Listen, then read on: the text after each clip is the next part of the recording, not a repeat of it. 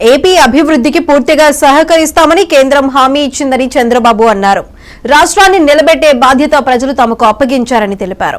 1994లో one side ఎన్నికలు జరిగినా ఇన్ని సీట్లు రాలేదన్నారు. ఇప్పుడు 175కు 164 సీట్లు గెలిచామని, అంటే 11 సీట్లే ఓడిపోయామని చెప్పారు. 93% సైక్లింగ్ రేటు ఉందని, దేశ చరిత్రలోనే ఇది అరుదైన విజయమని ఆనందం వ్యక్తం చేశారు. తప్పు చేసిన వారిని వదిలిపెట్టబోనని వార్నింగ్ ఇచ్చారు. తప్పు చేసిన వాళ్లకు చట్టపరంగా శిక్ష పడాల్సిన అవసరం ఉందన్నారు. ఆంధ్రప్రదేశ్ కు అమరావతి రాజధానిగా ఉంటుందని చంద్రబాబు స్పష్టం చేశారు. విశాఖను ఆధునిక నగరంగా తయారు చేసుకుందామని పిలుపునిచ్చారు. దుర్మార్గమైన కార్యక్రమాలు జరిగాయి. ఇవన్నీ కూడా గుర్తు చేసుకుంటూనే కక్షపూరిత రాజకీయాలు కాకుండా కన్స్ట్రక్టివ్ పాలిటిక్స్ కి మనం ముందుకు పోవాల్సిన అవసరం ఉంది. అందుకే ఈరోజు నేను ఒకటే మీ అందరికీ హామీ ఇస్తున్న, మీ ద్వారా ప్రజలందరికీ, మనది ప్రజాప్రభుత్వం. ఇకపైన మన ప్రభుత్వంలో ప్రజావేదికల కూల్చివేతలుండవు. 3 రాజధానులంటూ రాష్ట్ర భవిష్యత్తు ఆటలాడే పరిస్థితి ఉండదు.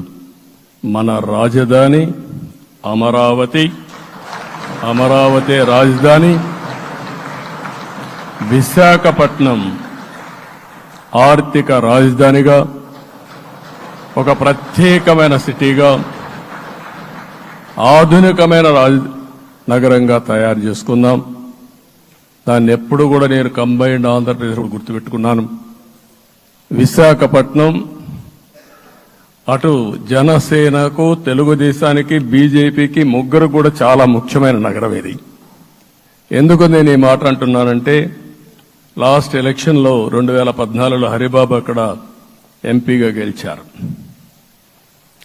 తర్వాత విడిపోయిన తర్వాత 2014లో మళ్లీ మనం పోటీ చేసినప్పుడు చేశాం. 2019లో 4 అసెంబ్లీ సీట్లు గెలిపించిన ఏకైక నగరం విశాఖపట్నం తెలుగుదేశం పార్టీకి. అదే మాదిరిగా ప్రజల్లో గణనీయమైనటువంటి అభిమానం జనసేన అధినేత పవన్ కళ్యాణ్ గారి పైన ఉంది. ఈ 3 కలిపి నిన్న ఒక సునామీ మారిగా వచ్చింది. అక్కడ ఒక్కొక్క సీట్లో మీరు చూస్తే 90,000, 90,000, 70,000, 80,000 మెజారిటీ గెలిపించారంటే, ఆనాటి ముఖ్యమంత్రి విశాఖపట్నాన్ని రాజధానిగా చేస్తాను, ఎన్నికలవుతానే అక్కడే ప్రమాణ స్వీకారం చేస్తానంటే నువ్వు రావద్దు అని ప్రజా తీర్పిచ్చిన రాజధాని నగరం విశాఖ నగరం. అంటే ఎలాంటి టెంప్టేషన్ కూడా లొంగలేదు వాళ్ళు. ఇది ఒక అనుభూతి. విశాఖపట్నాన్ని మర్చిపోయే సమస్య లేదు. తగిన గుర్తింపు ఇస్తాం, అభివృద్ధి చేస్తాం. ఇంకొక పక్క కర్నూలుని కూడా ఇదే మారిగా చెప్పి కర్నూలుని జ్యుడిషియల్ క్యాపిటల్గా చేస్తామని కడాన ఏమీ చేయకుండా వదిలిపెట్టినటువంటి వ్యక్తి. ఈరోజు మీరు ఒక్కసారి గుర్తుపెట్టుకోవాల్సింది, నేను చాలా ఎన్నికలు చూశాను కానీ రాయలసీమలో వన్ సైడ్ ఎన్నికలు జరిగాయి. బ్రహ్మాండంగా ఓట్లేశారు. ఓట్లేయడమే కాదు, ఊహించినటువంటి మెజార్టీస్ ఇచ్చారు. ప్రజావేదిక విధ్వంసం, అలాంటి దుర్మార్గమైన కార్యక్రమాలు జరిగాయి. ఇవన్నీ కూడా గత 5 ఏళ్లుగా ఏపీ విపత్కర పరిస్థితులు ఎదుర్కొందని జనసేన పవన్ కళ్యాణ్ అన్నారు. ఎన్డీఏ కూటమి ముఖ్యమంత్రి అభ్యర్థిగా చంద్రబాబు పేరును పవన్ ప్రతిపాదించారు. కష్టాల్లో ఉన్న ఏపీని గాడిన పెట్టేందుకు చంద్రబాబు లాంటి అనుభవజ్ఞుడైన నాయకుడు అవసరమని చెప్పారు. అనంతరం చంద్రబాబు, పవన్ ఆత్మీయ ఆలింగనం చేసుకున్నారు. 5 కోట్ల మంది తమపై నమ్మకం పెట్టుకున్నారని, సమిష్టిగా కృషి చేద్దామని పవన్ పిలుపునిచ్చారు.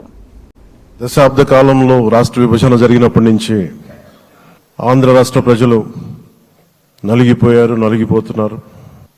గత 5 సంవత్సరాలుగా మరి రాష్ట్రంలోని విపత్కర పరిస్థితులు తెలుసు. మనందరం సమిష్టిగా పోరాటం చేసి కలిసికట్టుగా ఉండి అద్భుతమైన మెజారిటీలతోటి 164 శాసనసభ స్థానాలని ఎన్డీఏ కూటమి దక్కించుకుంది. అద్భుతమైన విజయం. 21 పార్లమెంట్ సభ్యుల్ని మన సెంట్రల్ హాల్లో కూడా మాట్లాడుతూ ఉంటే అందరికీ ఆంధ్రప్రదేశ్ విజయం, తెలుగుదేశం, జనసేన, భారతీయ జనతా పార్టీతో కూడిన ఎన్డీఏ కూటమి విజయం దేశం మొత్తం చాలా ఒక స్ఫూర్తినిచ్చింది. ప్రతి ఒక్కరి విజయాన్ని వారి వారి రాష్ట్రాల్లో ఎలా దీన్ని ముందుకు తీసుకెళ్లాలి, ఒక్క ఓటు చీలకుండా అలయన్స్ అంటే ఎలా ఉండాలి అనేది మన ఆంధ్ర ప్రాంత ప్రజలు, మన ఆంధ్ర రాష్ట్ర ప్రజలు మనందరం కలిసి